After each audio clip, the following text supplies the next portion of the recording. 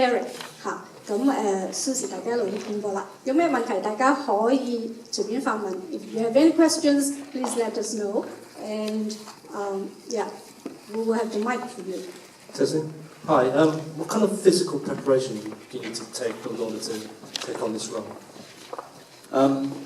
Well, at the start of the whole process, we have 2 weeks, which is we call puppet school, which is basically where we spend a bit of time with each other and with the puppets, and that's just to get an idea technically of how to work them, how to operate them. And we really start, I mean, people come from various backgrounds to the show. We all came from an acting background, and this was our first puppetry work. So we really started from the basics of puppetry, you know, just starting with the sort of key principles that are used to bring something inanimate to life. So that can be with little paper men that we start with, just to get an idea of how that works, because you can take those principles through all sorts of puppetry. So we have those 2 weeks to start with, then 6 weeks with the rest of the cast, which is actually rehearsing the show, and then after about 8 weeks, we open the show. But you know, it takes lots of time and to build up that sort of strength. And physically, it's just that each position requires and demands different, you know, muscles and different has different challenges. So really, it's just building it. The more you do something, the easier it comes, and the more those sorts of muscles build up. And the first time you get on it, within about 10 seconds, you think, I'm never going to be able to do this. But you just work at it, and we all look, you know, we look after ourselves, and we make sure that we're prepared mentally and physically to do the show as well. The National Theatre take care of us really well. We have full-time physios in the building throughout 6 days. We have Pilates classes and yoga classes that are provided all for us, so we're really well looked after as well. We're spoiled. And we're encouraged to eat properly as well. It's really important. And we're given health guidance if we need it on that. So there's a lot of support. Oh, yes. The question over there. Yeah, maybe you have to speak loud.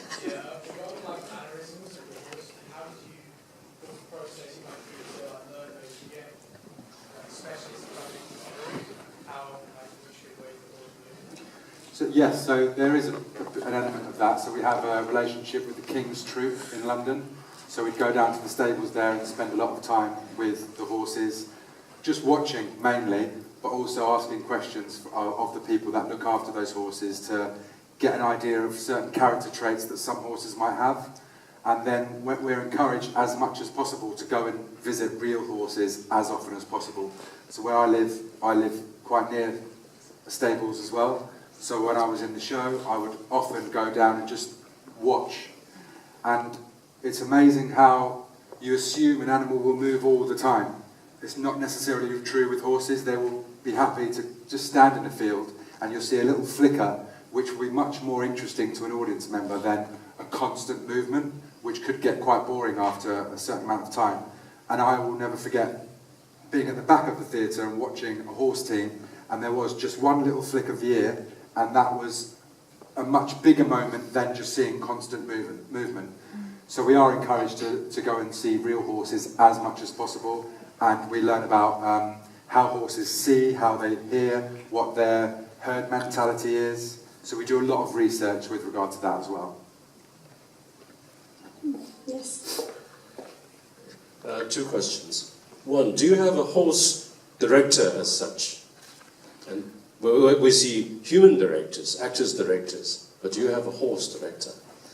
Question number 2, do you make the horse noises yourselves?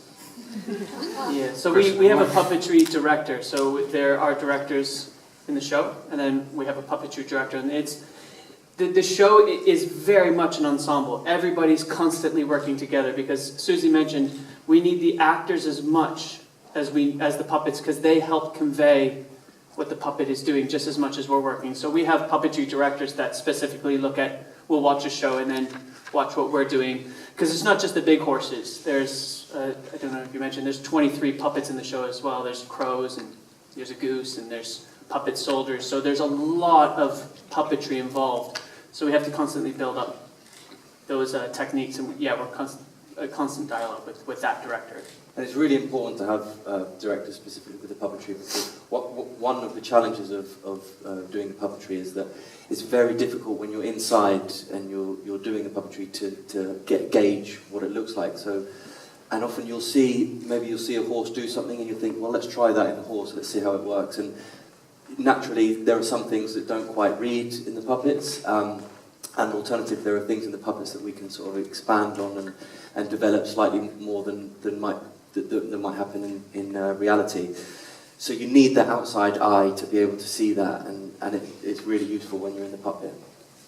The other question was the noises. Do we make our own noises? Yes. We do, yeah. That's another part of the rehearsal process, which is always quite difficult to start with, because you come together and you just sort of go for it and make noises, and you end up sounding like anything but a horse.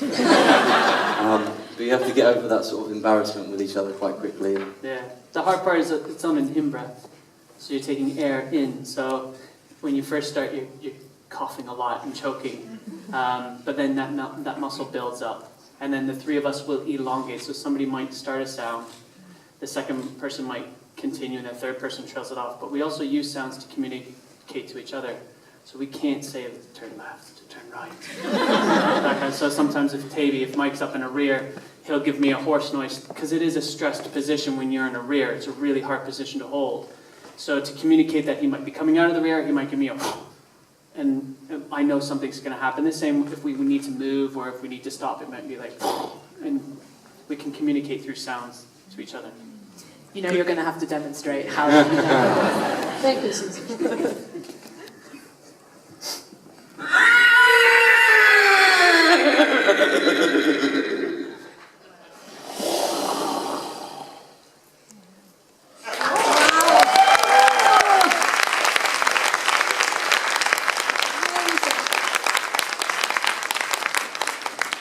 Faces look really good, right? Hi. I was wondering about the audition process. So you're all actors,